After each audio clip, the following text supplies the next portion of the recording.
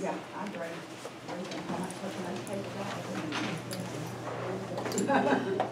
Now, those of you that drop these off here, these should only be the last class. You should all have your paperwork, and I'll collect it at the end of the day because I'm giving you chances to fill in the blanks as we go today. All right? So we'll kind of talk about what's going on today and what our learning focus instruction is for Micro PD 1. Before we get started, I want to make sure everybody understands that we're going through this process together. I have not been through a learning focused school. I'm not part of a learning focused school in the past. So I'm going through this stuff the same as you guys are. And as you can see in this meeting, you've got two other principals from our district that are sitting in on this meeting because they're giving back the same information to their staff. With this plan, this learning focus initiative, it's a long-term process. We're not rushing out, but at the end of the day, you're implementing all kinds of crazy things and expect it to be at any particular location or place. But consistent across the district, this is our focus. And every school is going to be implementing this, so there's not the Cook High School teacher saying, well, we have to do this, but they don't have to do this. And it's not. This is across the district. This is a focus for all schools in our district. So that's that learning focus concept that we're doing initiating. It is a 3-year plan. What we talk about today is the Micro PD from the first book, and it's lesson 1. In this book alone, there are 8 lessons. So we have 8 lessons in this book alone, and then we go to the second book, and then there's a third book. So you can see this is going to be a long-term process if we're only going through 3 lessons this semester and picking up again in the next semester.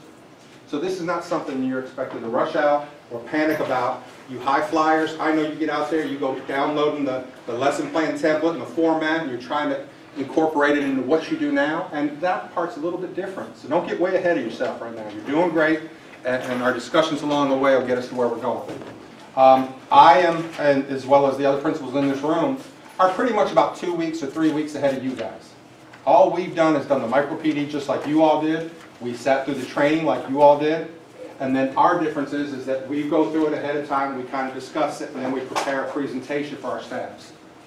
But we're not getting paid by learning focus people, and we know no more than y'all. What's good about this is the last 2 sessions we've had, there's been questions. It's like, well, what about this and what about that? And it's opened up to some great discussion. And I want this group here to continue those same discussions because there is no right, wrong answer right now. It's just a way of doing things that we're heading towards, but it's going to be individual and independent depending on your room, etc. All right. Before we get into all what we're doing today, and I want to go over what we're doing today and our goals.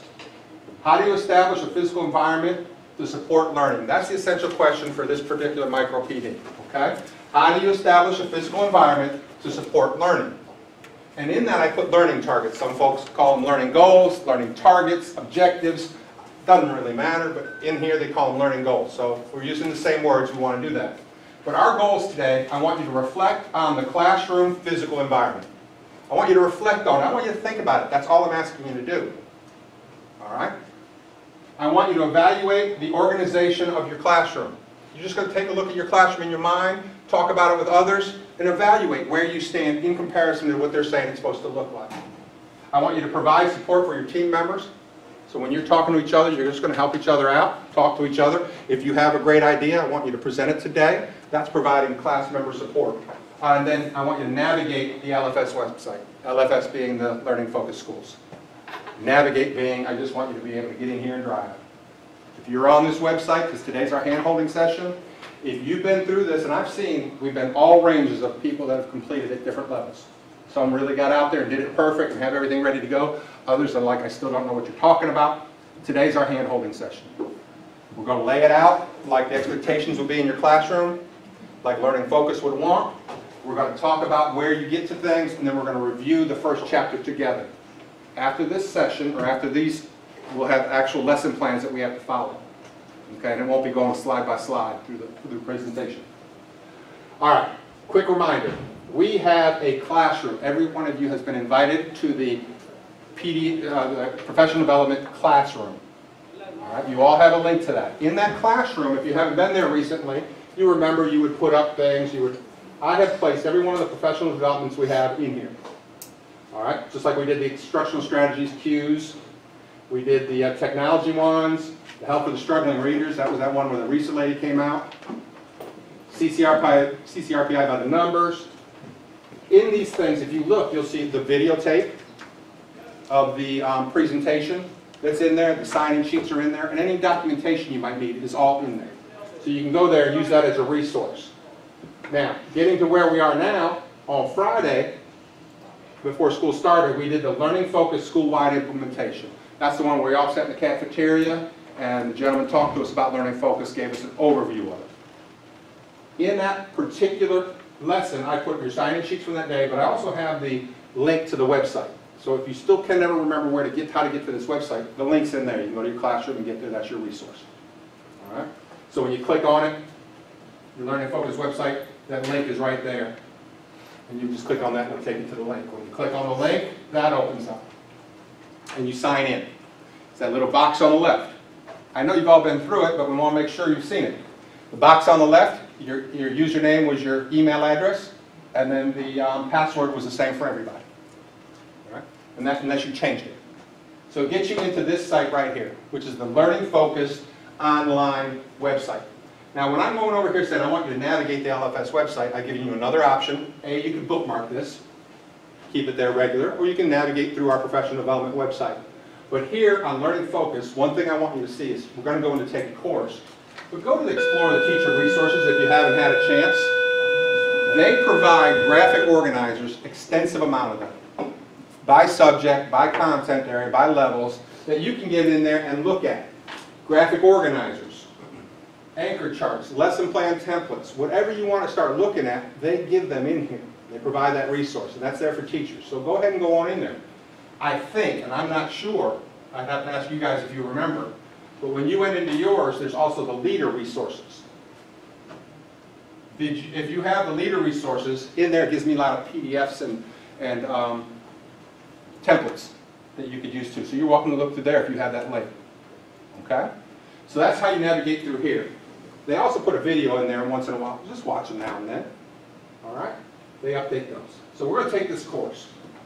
As we take this course, I go back to what we're talking about today. We're not asking you to do a whole heck of a lot. It's more about evaluating and reflecting on what we do, and we're going to have conversations in here. But here is the assumption that I have learned going through this, that even with teachers, there is vocabulary within there that we all have different understandings of. There is vocabularies in here that we're afraid, that we hear these words all the time, so we don't even know what they're talking about.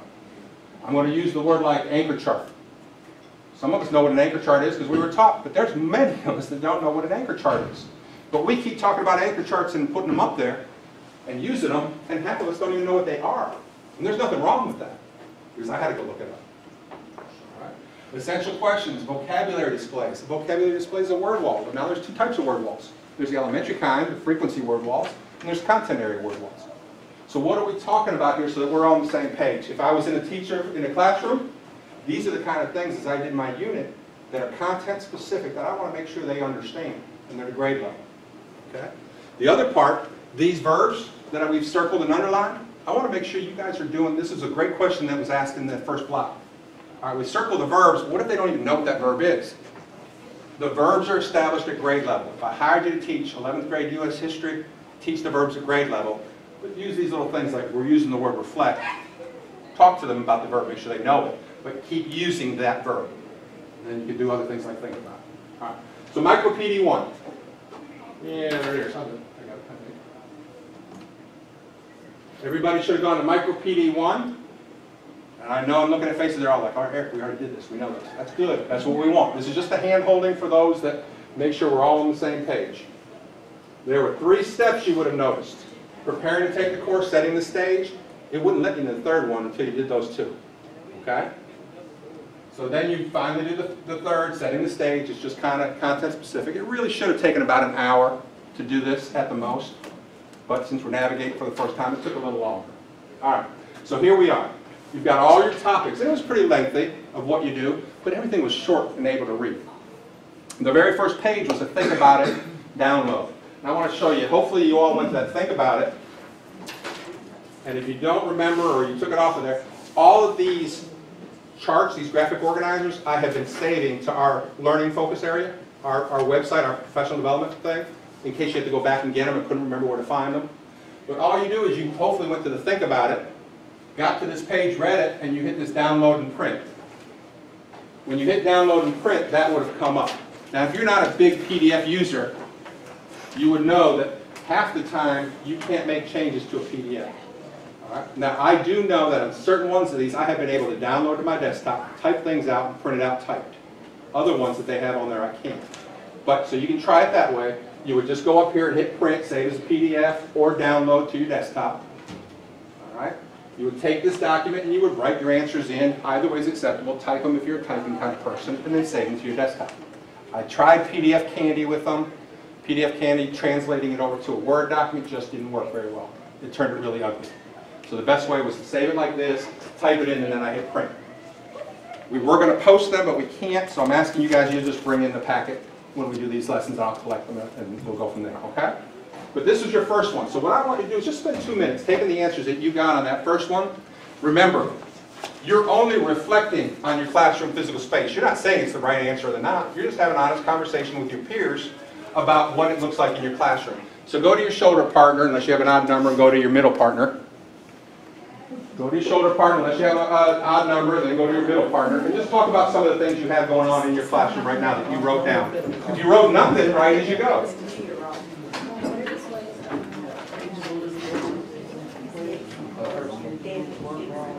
What do you need?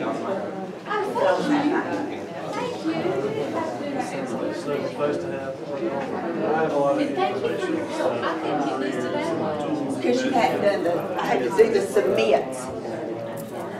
It had not read that you'd done that first part, and once I hit submit on all those things, it printed. I did all that at home. Did you hit mark complete? Did you get the green check on it? Won't let you do it. It somehow it didn't. So you might not have done it, I don't know. Somehow it didn't carry. Yeah. I thought it wasn't here. I'd come up here just in case it started. This just gets hot sometimes. Yeah. Well, one of the times and you but it was still. Still thinking. Yeah, no, it didn't go. So I just kind of I appreciate you know your routine. Where I'm at.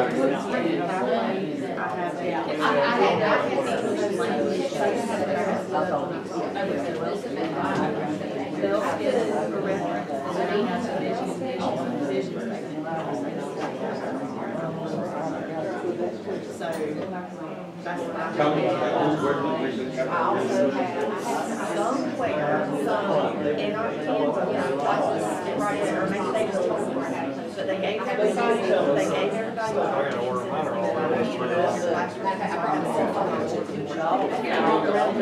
Yes. And they were like, make sure you have it, because everybody was saying that was in the store. All right, if we can start closing out conversations in 10, 7, 3, and we're looking back up here. That was a reflection piece. You just thought about it. What do you have going on in your classroom? Is it right, wrong? I don't know yet. As we get in there, we're all going to try to head to a certain direction. But the conversation right now is about these visual displays, depth organization, how you post these things, and are they useful? The example I've been given is if you all turn around, I guess it really doesn't matter because of the way the classroom's set up, but if you look at this picture, this was an example I had today. It's a pretty picture and it takes up wall space to help decorate the room, but does it help or distract once you see it? I mean, I'm a kid in special ed or ADD and I look at that picture, now I'm caught on that and I forget what's up on the board. So, and I'm not putting blame, I don't know who hung it, and it's not about Kendall or if she hung it or not, but it really doesn't serve a purpose in a classroom other than taking up wall space that could be used for visual aids that make a difference. I was in a conversation with a fellow the other day, and we were talking about these motivational posters, and he said something that he walked into a classroom the other day, and it had one of those motivational ones that is like the mountain and the clouds, and he said all he could think about was out fishing in Montana, and it totally distracted him to what the lesson was going on, and it took him time to get off of that. Well, I don't think of those things, because I'm the one that's looking at the Georgia Tech poster thinking, instead of listening to a teacher, that why they got Georgia Tech up when there should be a Gator, you know? And why so many Georgia Tech things? So, again, it's stupid little things that you don't think about, but if, as we get through this, the purpose is to maximize learning, Is that maximizing learning or minimizing it? Now let's be the devil's advocate. If you are a follower of AVID, which is Advancement via Independent Determination, all right, it's a great program to help those bubble kids move up and really want to go to college. They say that they have to see college posters all the time. It's got to be all college. You should have all the banners up there. The teacher's diploma should be up there. Well, that's kind of opposite of what we're talking here. So I look at that and say, well, if I'm McFee and I'm looking at that wall, yeah, I'm distracted by Georgia Tech, but if you're a person from here and you want to push, hey, go to college, it's a great thing, here's an opportunity, maybe it could be one poster instead of 5. So I guess that's what we have to balance out is what we're doing. All right, so getting back to our little presentation, thank you very much. That's how you download them and print them. Think about it, I'll collect at the end of the class today. That's one of the ones I'll collect. Sir? Oh, I'm sorry. All right. The second thing is the next page. You have to think about it, is this vocabulary preview chart. I'm going to collect that, and that is also a reflection of what you think it looks like. I found that one difficult to fill out because I really didn't know what they were answering. All right? But it's really looking, what does it look like? And it's before you've read the lesson. After I've read the lesson, I could go back and fill this out with no problem. But it's just to see your reflection, so there's no right, wrong, or indifferent. But I wish they had told me this is what I need to know before I fill out this thing. Okay? So that's the vocabulary preview PDF. That was the second one you had to download. All right? This is characteristics of a classroom environment. I want to talk about that one.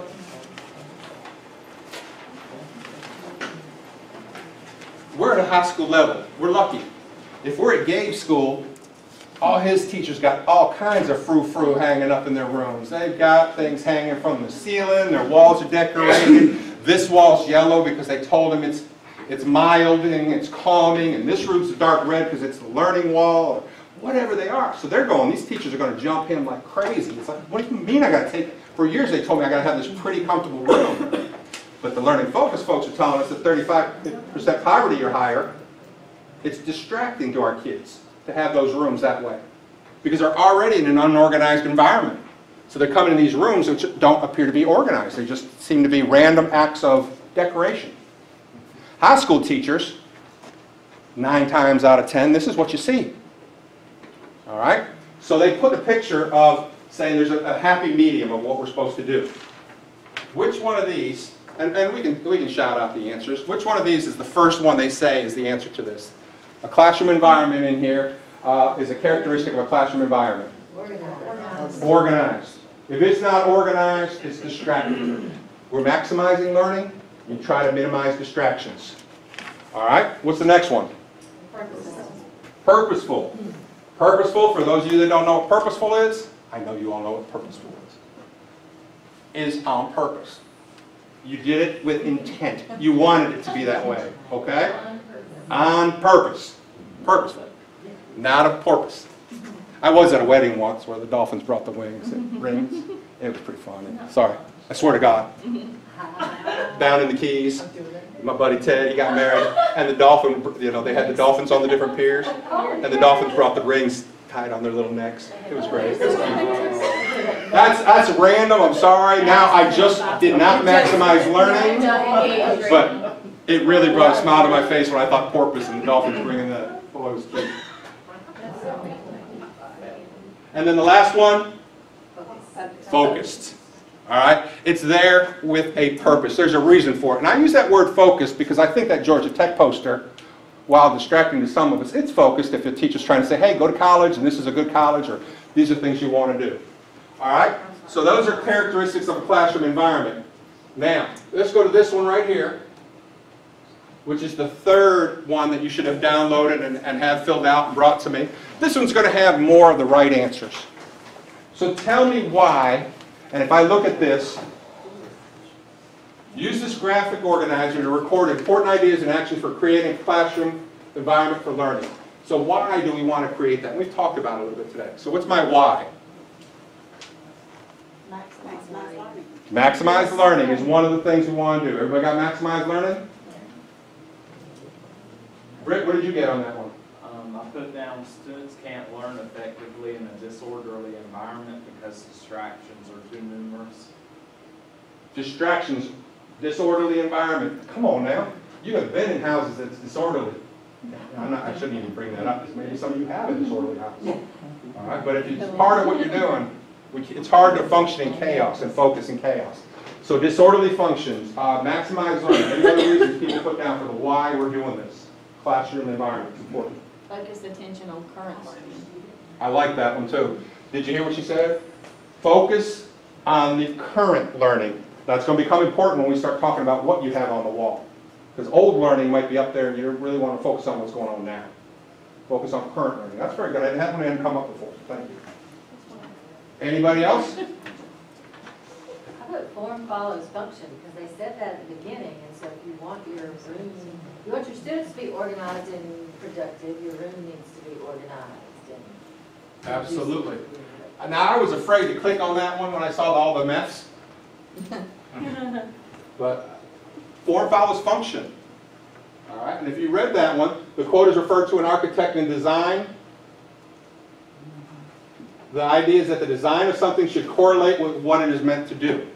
The classroom is meant to maximize learning, so it needs to be formed and formatted to that.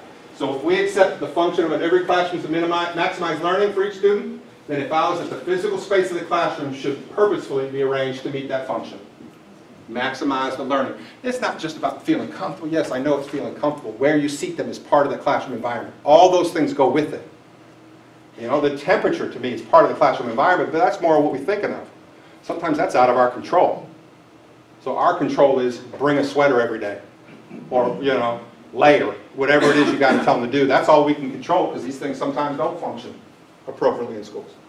But this part, how you design the room, where you hang your pictures, which pictures you hang up, and why, and how for how long, and where you post classwork, is all part of the learning. Which gets me back to the anchor charts, because I never realized what they were for. Now I understand anchor charts better. I love the thought of anchor charts.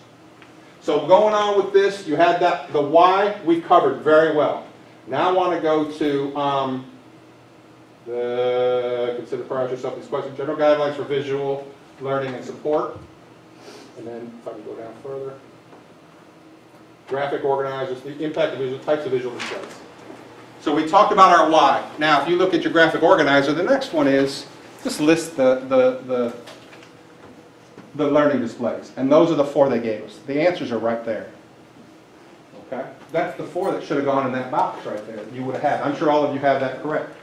And then there's others that you probably have heard of. Somebody talked about notes. And they were guided notes. And they brought up in the last class, are guided notes a graphic organizer? Or would they fit on this page? Well, I think they would. Because all of these are to help children focus their thoughts on the current learning. So if guided notes are something you do, that would fit in here. So advanced organizer. Anybody notice there was no D? How many of you all been saying advanced organizer? That's what I thought it was. I don't know why they changed it. That's so they can market it. That is an advanced organizer. It is organizing their thoughts before the whole lesson begins. This is what it's going to be about. Walking in and knowing what I'm learning. That is an advanced organizer.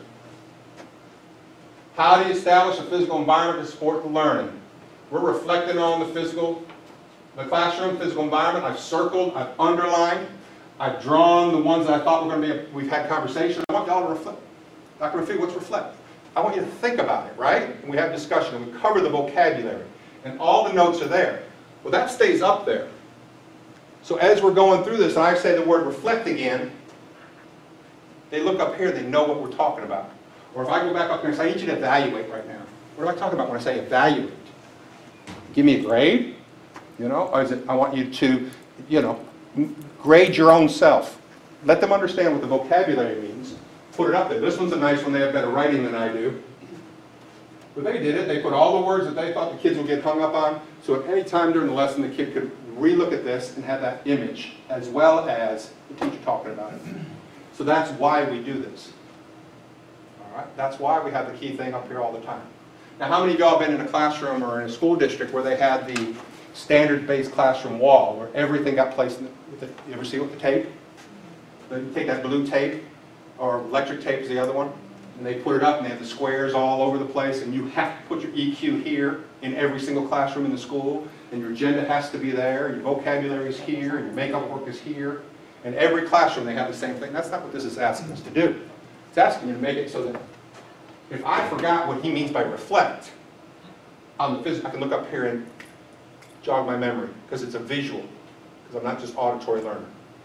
So that's why they do this, and that's why it's an advanced organizer. So that's one of them. Oh, I click here now. The second type of display is vocabulary displays.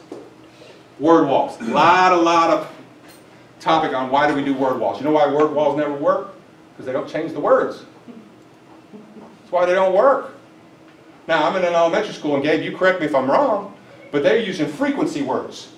I, we, there, them.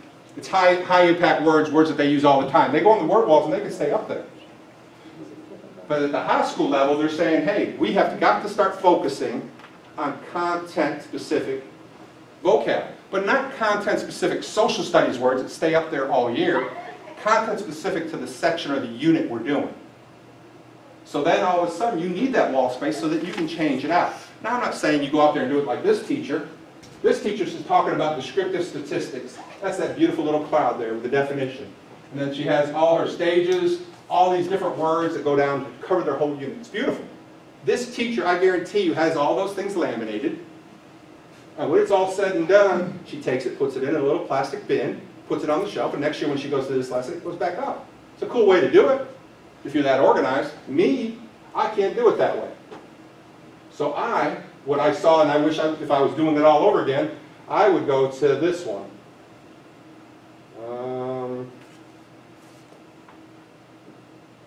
This one right here. I like the way they did this one. All they did was, look, there's a bulletin board. You guys are high school teachers, come on. You know that many of you decorate the bulletin board at the beginning of the year, and it stays the exact same way the rest of the year. All right? And it's even if you did it yourself. Because normally it would have been one of my advanced students that did it, and I just gave them the paper and the little ribbon that I bought down at the school store. And they decorated it for me, and it stayed there, and a couple things. What they're saying is use this space differently now. And it was student-driven. They got the word up here, the lesson is poetry, that's the section. They got the word wall in a place where the kids look at it. So that I'm talking, McFee said something, I'm not quite sure, I can look up that wall and I get that visual stimulation right away.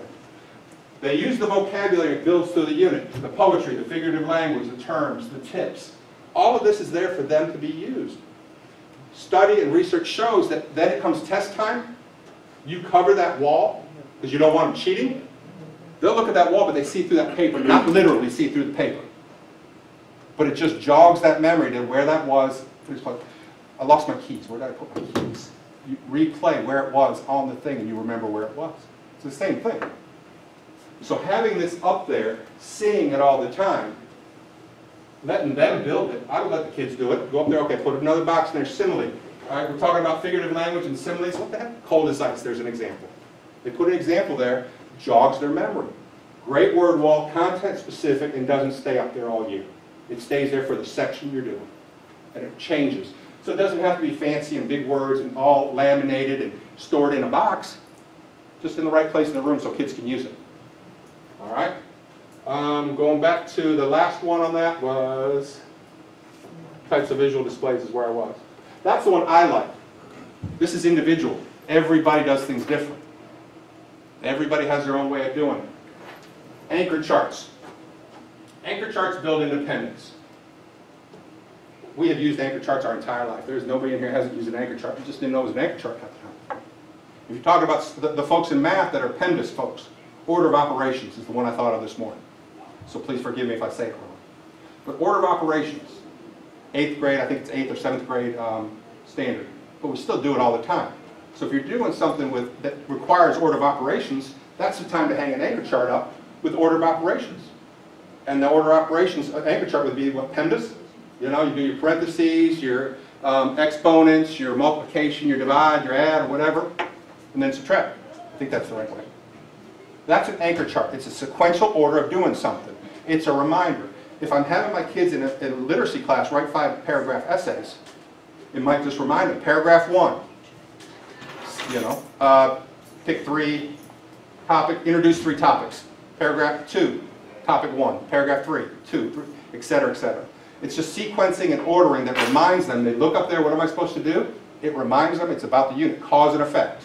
What are the steps of cause and effect? What is the reminder? What is the anchor chart that they can keep looking at so that when you're taking that test, you look up there, it's not there, but it just jogs the memory. So that's what they're saying about anchor charts. So this one is a sequencing. I'd never get that fancy, but that's very cool. Sequencing, putting things in order. The order of events in a story. First, next, then, and finally. These are anchor charts. And they even give vocabulary. Very cool. Those are what anchor charts are. If you look at your definition in the book about what an anchor chart is, you don't have to, but I'll just read it to you because I like anchor charts. I didn't know what it was. Should have gone to that. I'm sorry, because I lost the page. Anchor charts. An anchor chart refers to a visual representation that is located in the classroom where students can refer to it during the acquisition and application of new strategies. And the book says don't leave them up there. Take them down. Change out the anchor charts. If you don't need PEMDAS for the new unit, take down the PEMDAS chart. We are giving you guys, giving you like it's a big gift. I'm sorry, I didn't mean it that way. We've gone out and purchased the old 3M sticker. I live by 3M sticker charts. You know? But we use Staples version. We didn't use the 3M version. They're cheaper. But it's just, you know, that paper you peel apart, it's the big standard? Sticky notes. Sticky notes, but the big ones. So you can make your anchor charts for new lessons like that and put it on the wall. If it worked for you, laminate it and use it again next year. If it didn't work for you, cross it off, take a picture of the changes you want, and next year make a new one. Same thing with that vocabulary wall. If it worked for me, I would take a picture and I would emulate that next year. So use your cameras to copy things, not to recreate the wheel every year. Make your folder of how you do that. So anchor charts, we talked about, and then the last one of these graphic organizers, and all they do is they make your thinking, your note-taking visible. We were talking about Cornell notes. I've always loved Cornell notes because it lays it out in a format to me that's organized, it summarizes at the bottom, you get your writing in. I know our social studies department, you correct me if I'm wrong, many of them use Cornell notes, a couple of them do at least. That is to me a graphic organizer, a format of organizing your thoughts. Graphic organizers come in many different formats, many different ways. Some are applicable and some aren't. If you go to this website, you'll find a ton of graphic organizers for specifics. I know Mike Novak, when I point, that's where they were sitting. If you all, that's my visual. As you can see, I'm that guy that got to go to the anchor chart. But Mike was sitting here and he talked about how he went and found all the anchor charts, all the graphic organizers you could find for chemistry that would help him in his subjects. It's a visual learning. You put it, one teacher talked about, hey, we take them and then we put them in our notebooks, we use them for our guided notes, etc. So let's go to this right here. We talked about the why. You've written down your visual displays. What I want you to do right now is take an action step that you're going to do regarding visual displays in your classroom, and I want you to share it with your partner. One thing each of you are going to do differently on visual displays based upon what you saw today.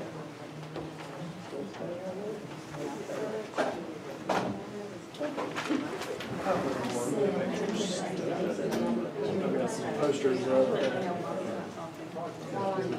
nuclear vision, relevant to careers, but they're just taking us half the wall. And when you do job weeks, they might be running. They're already laminated. Yeah, and they look good. Somebody bought one. I've been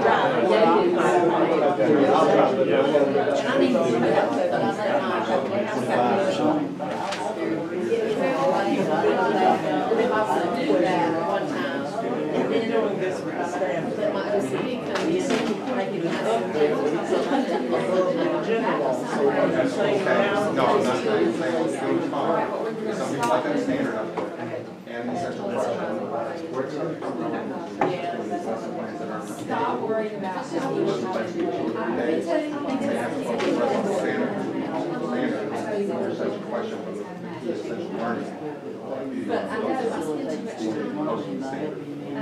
That's how we've been out of the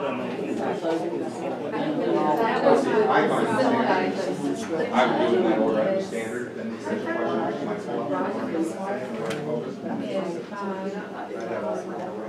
If it were me and redoing things, so I would start with the standard so they know that that is exactly how it's worded. And they say, "Well, this is what it says here, right?" And let that be what it is to I was thinking about. All right, what I'd like you to share is a good idea that you heard from your partner. If your partner didn't give you a good idea, use your own idea, but just give it to your partner credit. So I'll just start back there. Britt, how about you guys? We need to take down our purely decorative posters and whatnot in our room and just replace them with academic stuff that fits the content. Okay. That Now, would be let me ask a question. You say we need, okay? We need to. I want to make sure everybody in this room understands that this is a slow process again. I'm going to bring it up. There's nobody saying go down. Leif Purvis, he's one of those high flyers. So he went in, he stripped his walls completely. He's ready to start all over. You know, this is a process. He's teacher of the year. He was teacher of the year, so he jumps on. That's what he told me. That he stripped his room down and he's going to start reading. So we need, yeah, ultimately you should. But I want this to be about we should because it's good teaching practice, not we need because McFee said so. Okay. Does that make sense what I'm trying to say? Yeah, I mean, Yeah. it was kind of a... I know. I just use that as a teaching moment. But I don't want anybody rushing out there and stripping their rooms completely and without a plan. Because your rooms look great. Just do it with purpose, purposeful and focused. But that's a good idea, yes. Going that way, how about your group? Oh, so. Wow, that's long. You guys hear that every day? Ms. Carl and I were talking about how Mr. May had asked about like giving them, like Yep. actually handing them. He to did. them. And so she was talking about how she takes like a graphic organizer depending on the lesson and they're taped to the desk. Yep. It's like an anchor chart. It's like an acre chart, yeah, kind of thing, taped to the desk based on the activities, and she was saying it was really good, but it was tough to like move it and take it. So I was wondering about these little sticky cards that we got, and we use them for, at the beginning of the year, it's a 3x5 index, like, card holder. So you could put those at every seating thing, and you could take out and have individual anchor charts or whatever printed, and put them in there, so they'd be right in front of the kid when they're working on it. And there's many folks that they're wondering about the room and the space in the room, and that we brought that up, that look, put it on the desk. And there are sticky notes, 3M products that will stick right to the desk, that you can put their anchor chart on there. You can have pre-made and laminated, and it's, you know, it's down with that blue tape. There's a million ways you can do it. There's no specific way. So when we look back up here and that we are providing support for our team members, that's what we're doing here. These are some ideas that really help. She mentioned Mr. May. Mr. May prints out their learning focus for the day and gives it to them, and they put it in their notebook. And they have it on top of their desk every day. So one of the teachers said, well, what about McFee? When you walk in, you're not going to see it right away. I'm hoping I'm going to get good enough that I know what each of you do in your classroom, that if I say I didn't see your thing, we're going to talk about it before I write a bad mark on there. And you're going to say, Eric, it's in their notebooks. Miss Tillman puts them on the left screen. If I go to Tillman's class, it's on the left screen of their computers because they all have dual monitors. So their standard EQs and all that's on their left screen. Everybody does it different. As long as we as a group are doing it, that's what we want to do. So how about you guys? So as part of room arrangement, what if visual displays, what if you got kids that, how big, well, I can't see that. So, And you're 100% right. How big? Because you probably can't read. If I was in the back there, I couldn't see that. right, so is that part of? It is part of the thing that you're supposed. Can everybody Especially if you got read? big groups, you're gonna have to move the groups. Yep.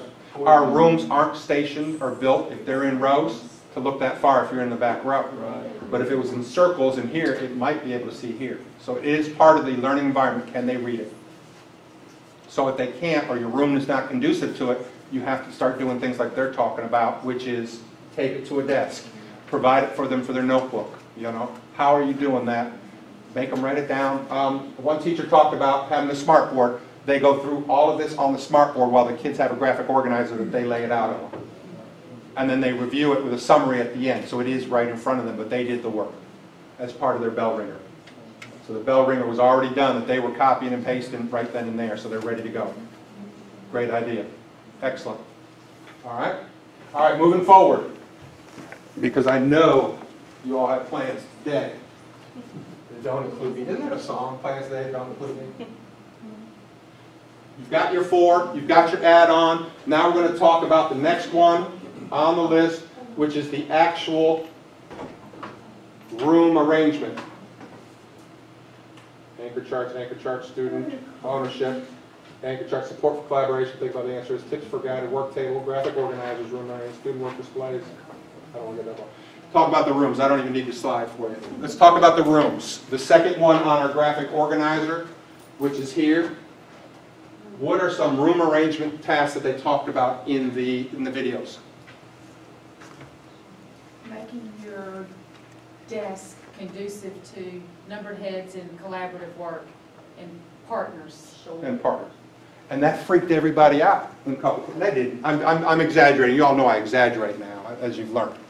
Look, it didn't freak anybody out, but it brought up some questions. Well, you know, my room is not, and all those questions come up. And what we talked about was, do your rooms have to be, right now, tomorrow, when I walk in your room, all arranged in pairs and quads and ready to go? And is that always the arrangement you want in your room? It's your room. And what you're comfortable as a teacher, I don't want to substitute all of this for disorder in your own life. All right? Look, we go from the teacher that has the desks in rows with pieces of tape on the floor that the desk legs have to stand on. Okay? That still occurs. To some folks that you walk in and it looks like a cluster. But they're learning. It happens. So it's, everybody has their wheelhouse. What we have to step out of for good practice is, what do you do with these people that are in rows, and how do you get those kids to collaborate? Because I need 2 things out of everybody. If we go through the rest of this year and 2 things don't come out of it, they got to collaborate, they got to talk. They got to be allowed to talk and discuss, and they got to write. Those are the 2 things we got to have. If we do that, we're going to change the entire culture. But if you're a person that's in rows, can you put the baby to bed and build habits? And what I mean by put the baby to bed, you know, if your baby goes to bed every day at 7:30, he needs to go to bed at 7:30. If you go at 8:30, 9 o'clock, that baby's out of whack. Same thing with our kids. If I say, okay, talk to your shoulder partner, have you built enough habits they know, is it left shoulder partner, right shoulder partner? Is you say to you, okay, put your desk in quads. Is it a 15-minute process or a 2-minute process? Have you done it enough so that transition is good, so you can get them to pair shares? Look, nothing wrong with being in rows now and then. Sometimes for note taking in this, I need you in rows. If I'm circulating and doing this, it's fine. If my desks are close enough and I go to your right shoulder partner, and they can lean across the row and talk, go to your left shoulder partner. Just make arrangements for the kid against the wall. You know, that becomes habit building. He knows, okay, you go to the front person.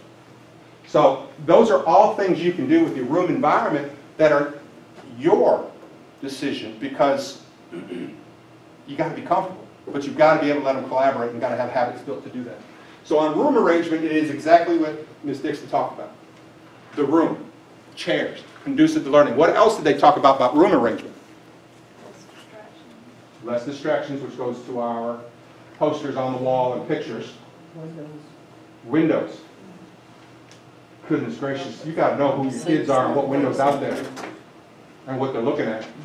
You know, how many of you all have a window in your room? All right. When, oh my God, I'm going to go blank on his name. God, that's our lawn. Ben. Come on, there is nothing more entertaining than watching Ben on that lawnmower. And I will flat not listen to you if Ben is driving by on that lawnmower, because he's going 90 miles an hour right at the wall. I picture Ben as that cartoon cat. You ever seen that cartoon cat that is like an Acme video on Roadrunner and he's all of a sudden on the wall? And, that's Ben. I picture it. My kids. Your kids got them on the bus. There's a reason they put Swanson's kids in there. Those poor babies. Look, he's entertaining. It's distracting. Who do you have by the windows? You know, which way are they facing? Why are we putting anchor charts at the back of the room where they have to strain their neck and they're going to get yelled at when they're in rows turning around? Because you think they're talking at them. Because you see it's a catch-22. They're turning around doing what they're supposed to, but you're yelling at them for it. Not following you, because you turned around the wrong time. Anchor charts got to be posted there. Classwork, student work.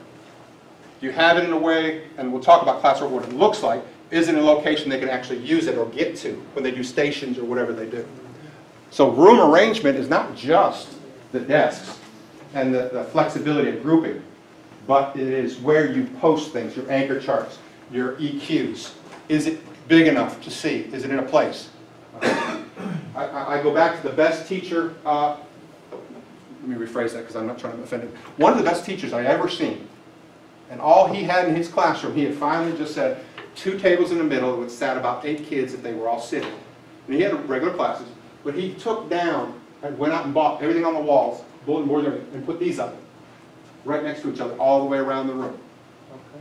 And got those brown wooden bar stools, you know, that's just a round little thing on top, and put all, it went one for every kid, and that's where they sat the entire class. And they did all their work on the whiteboard. Every single lesson, every single question, everything they showed their work the whole time. And all he did was do this around the room. And he had the answer. And if he had to separate kids to do some individual intervention type of thing, he had those tables in the middle. The kids never had a problem sitting up on those bar stools because they could stand up and work, they could sit down and work. It worked for him. Would that work for everybody in this room? I doubt it. Okay? But he also had some great habits. You know, you knew when you went to the bathroom. You knew what you could do, where you could go, what was your boundaries. But they worked. Just little stupid little bar stools all the way around the room with whiteboards all the way around, and he had his projector on one wall that he could demonstrate with. That worked for him. There's many, many creative ideas that you could use. So, room arrangement. Go ahead and take 2 seconds to talk about something you're going to do differently in your room over the during the month of January. Talk to your partner. Put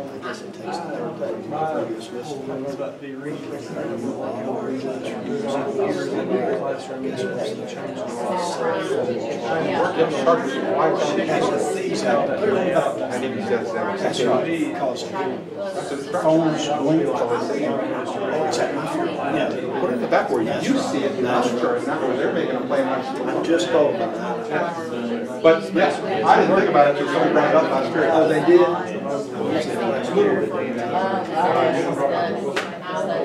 He had pocket points. Yeah, he does.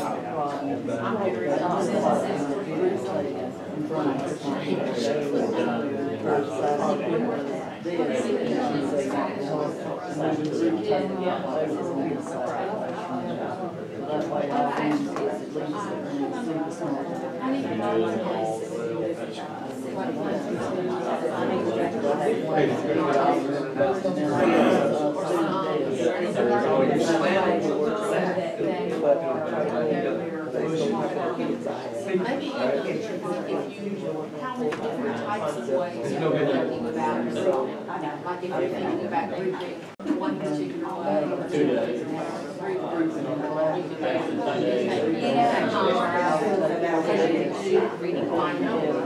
All right, let's wrap this up in 10, 7, 3. All right, is anybody going to try something different or out of the box or that you'd like to share with the rest of the group? You personally are going to try differently. Don't be shy, there's no right or wrong, it's just a trying. Trying's all we ask. Rick? One of the problems that we face in the science department is that we've got those rows that are stationary. Yep. You can't really move them. But I was thinking about with anchor charts Uh-huh. where I could put them because our front wall is pretty much taken up by our board, and then our side wall has that giant AC unit, so it makes it difficult to see an anchor chart. I was thinking, since I haven't really used my personal teacher desk for anything, I can move that back behind the front desk and then put like a stand up with those little flip chart things Yep. that y'all ordered. You're talking about like one of those podiums that are on the first table that would just flip like? Yeah. Yeah. Yeah, do something like that. That way I've got a new space for the anchor chart. Absolutely. Good. Because if you've been in the science room, those tables don't move. Now, building a new school, we ordered tables on wheels. We asked if that But you didn't want that. no, we wanted movable. Yeah, the tables that move, they're phenomenal for science projects and setting up your room. Cabinets, we talked about this today. That cabinet in the back that most of you have in the room, that was built when teachers used to save a lot of stuff and it wasn't all computers, so you needed all that storage space. Now it's a space waster in our classrooms that we really could use without in a lot of rooms because it gives us more room. Because, you know, junk. We were just talking about one thing that came up in the last class, a room assignment How many of you use charging stations in your room, or the phone resting stations? How many of you have them in the front of the room? Right when they walk in, which is where the kids all look. Right? We know the addiction kids have at phone. Where are they looking? As they're flashing and binging and dinging and red and white. That's something that becomes a distraction that I loved, when I saw charging stations for the first time, thought it was the best idea in the world. Since that point, I have never thought of, okay, but I can't put it somewhere where it's distracting. It should be in the back where they can't see it, and only I can see it for the most part, because I'm facing it. Something to think about. It's discussion. I'm not telling you go move your thing. It's just something to think about. Other great ideas of the classroom that you want to try. And it may be a great idea today, and it may be a total flop when you try it, but it's worth trying. Somebody? Bueller? Bueller? Come on now. We talked about clear pockets on desks, like Oh, yeah. got little. We brought that. You I got have a your seating chart, computer number and everything, yeah. yeah. Wow. Anyways, they've got these little clear pockets that they tape to the desks, and then they can slide notes and stuff into those pockets as reminders for kids. That's a really good idea. Nobody's brought that up. Man, we're providing support for some team members today. Clear pockets taped to the desk, or the front of the desk if you didn't want it in there right anyway. You can have it hanging. I don't know. Just great ideas. One of the Anything things that I like that may not pertain into this, but with your shoulder partners and your small groups, you're going to have different discussions on. I think you've modeled very well, because I try to tell my teachers, and the teacher cue, 10, 7, he's not yelling, he's not, all right, hush, he's counting down, because if he didn't, I'd continue to talk. I mean, I just think that is something specifically in elementary school and probably in high school as well, as those teacher cues, whether it's a clap or anything that you can do to get their attention. So I think that is going to be beneficial, even though it's not up there. It's the organization and building the habits of the classroom. Right. All right. Talk about the student work displays. So everybody has their action of something they'd like to try. Now we're talking about student work displays, and we don't have to spend a lot of time on that, but student work has been a topic of conversation in all the classrooms because of, people say, well, we put the student work up there, and we're giving them credit for that, and they shouldn't get a trophy all the time when they go to college. But why are we hanging student work? For the students, but expectations. It isn't just to give Swanson a pat on the back and say, hey, you did a great job with your work. That's there. We're validating her efforts. But it's for the rest of the students. It's a visual display for the rest of the students to know those are the expectations. Somebody said that it comes out late. Oh, but we did the work already, so what good does it do us? Well, it does you good next year because you're hanging last year's work up there for them to see when they start, and then you're validating their efforts after the fact. So it doesn't say student work has to be. Oh, does anybody know why I keep pointing at this wall? Have you figured out my habits yet? I figured this out the second class today that I taught. I keep pointing to the walls because somebody said, well, we hang ours in the front so they can at least see it. And they pointed to this wall, so now I'm pointing to this wall. I'm sorry, it's just a habit. But hang last year's exemplars up there first to get started on your project so they have a visual display to see it. And then after they've done the project, hand theirs up. But keep it unit specific. Don't keep it up there all year to where it's catching dust and turning yellow. All right? Switch them out. But there's nothing that says you can't use student work from the year before that's exemplary work. Nothing wrong with that. Especially if they haven't done the project yet. What else about student work displays? Should be there, present. What did the book say? The rubrics. The essential questions. You did say standard, but that should be there. It should be the standard, the essential question, the rubric that you graded it on should all be there under student work displays. And it said the date. And it said the date. It did say the date, didn't it? Of when it was done. Is it okay to have a website that showcases their work? Because a lot of ours is digital, so I've made a website to showcase exemplary student work, and it's got the rubric with it and all that. And I think that's excellent because as they're doing the project, they can go to do that and use that as a resource. But if you're in your class and you want to refer to their work, Right. all right, remember, and I'm going to say good writing. All right, you're they're doing some writing, and this was the first one they did, or this is their notes that they took, or their graphic organizer that they did correctly. These are great graphic organizers. I made a copy of it. You're referring to this. Okay, guys, remember, I want you to look up here, take a look at these items. This is what we're expecting. This is what they're expecting you to do. They're exemplars that they can easy access that you use. Us hand teachers, you know, the ones that are always with the hammer. This is where we're at. I'm pointing to it, I'm writing it, I'm saying it. So that's why they have that there. So yes, a website as a reference, perfect. But I would also have some in the classroom as well. That was a great question, though. Nobody asked that before. Don't forget you got those TVs too. Yeah. That y'all have down there, that you put your laptop on. Set it up. Yeah, you could have it in the corner, rotating through. Go look at some of the exemplars, and it's just going through like a PDF, a PowerPoint. All right, so student work displays. We're not going to spend a lot of time on that, but I want you to write down an action with student work that you're going to do differently over the next month. Something you'd like to try in your class. So make sure you did that. Most of you should have already done it if you did the homework. All right.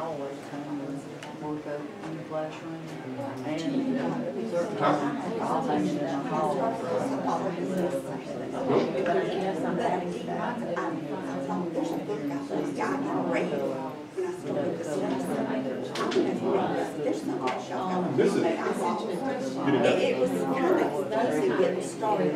It really That was. this way. that's why I like this handful. So what I do. Yeah. I don't. Yeah. All right, so if you would all go to page 131 of your book. If you don't have a book, just share with your partner.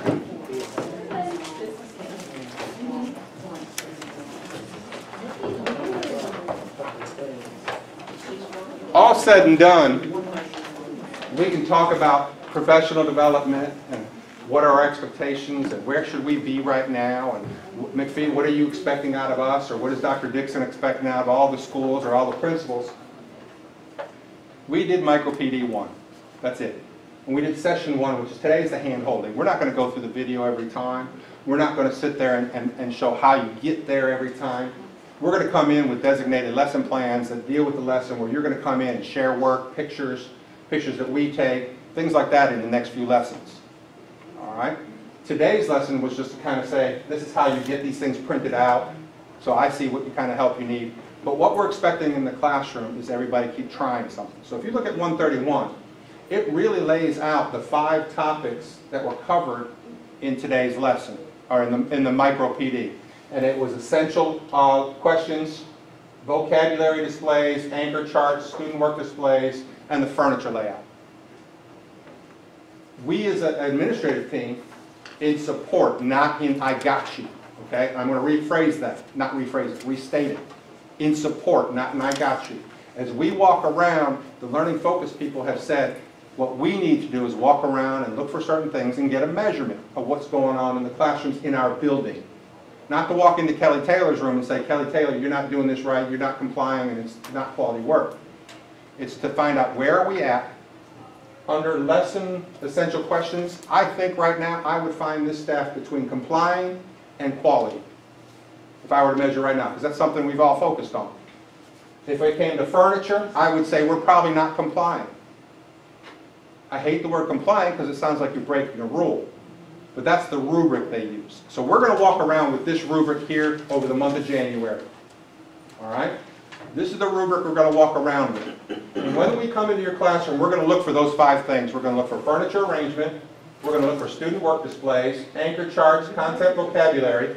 And all we're going to do is put tick marks each week. We'll do to measure where we are as a group. What's good about this rubric is we're going to measure our school, not you individually, our school and where we're at and where we need the help. So if we find lesson essential questions are, we're doing great on that, we don't need to spend a lot of time, but we need to spend more time on working with each other on furniture arrangements. That's what we'd like to focus our PD on. Okay? So when we walk around with this list, you can see exactly with this rubric what we're looking for. So if you look at essential lesson plans, you know, if you're not complying, which means it sounds, the word is negative connotation. It sounds like, look, you're being bad. But not complying, lesson essential question is not displayed or is so small that it's not useful for students. I'd put a tick mark on it not complying if that's what it was. When I talk with you, I would probably say, how come you don't have an essential question? Because that has been a tight expectation here. You know, the standard and the expectations. So we want them on the wall. Everybody's doing it already, so we should have nobody here. But if you want to see the difference between complying and a quality essential question, just read the rubric. That's what we're looking for, and that's how we're going to measure it. And the difference, lesson essential question is written in student-appropriate language, key vocabulary is highlighted and emphasized. I probably would have given myself a quality one on this one. Now, maybe it's a quality one on this, and Dr. Dixon walks in on mine, and he says, Eric, that's complying. It's not. And that would be our discussion, him and I, to see what I could do better. All the way through this gives you what we're looking for. Is there questions about what I'm trying to state as we do our 5x5 walkthroughs? This is not going on your teaks and leaks. This is not going on anything other than conversation and professional development. And then we'll come in 2 weeks for our session number 2. We'll talk about where are we, week 1, where are we after 2 weeks, and where are we at the end of the month with these things. And then we'll revisit it next month. Are we still there? We might only visit it once. That might be a week's, okay? But it's giving us an idea how we're progressing through the learning-focused learning process. Essential questions, you're already all doing that. I have zero problem with that. Content vocabulary displays, you know? There are a lot of word walls out there, but let's see, are they starting to get aligned? Are you doing something different with the way you do them? That's what we're looking for. So this is not an I got you. This whole process is not an I got you. We don't want anybody thinking that way. Okay? Fair enough? That was hand-holding today. That was a simple one. Now, what I would like to do is I will grade them and I will give them back to you. But the items I would like you to turn in are your certificate. I would like you to turn in the raft, which is the writing project, the think about it, the vocabulary review document, and there was one more, and then the overall why document. We have a stapler. So you want it in There's five of this. The rubric's for you. Okay. The rubric's yours. And the organizer. Yeah, there should be four things in the certificate. 4 plus the certificate. 4 plus the certificate is 5. On the back, now don't forget there were a couple questions through here that you were supposed to put your answers on the back of those questions. I think there were 2 questions. A why. Let's see. Like that one there after graphic organizers.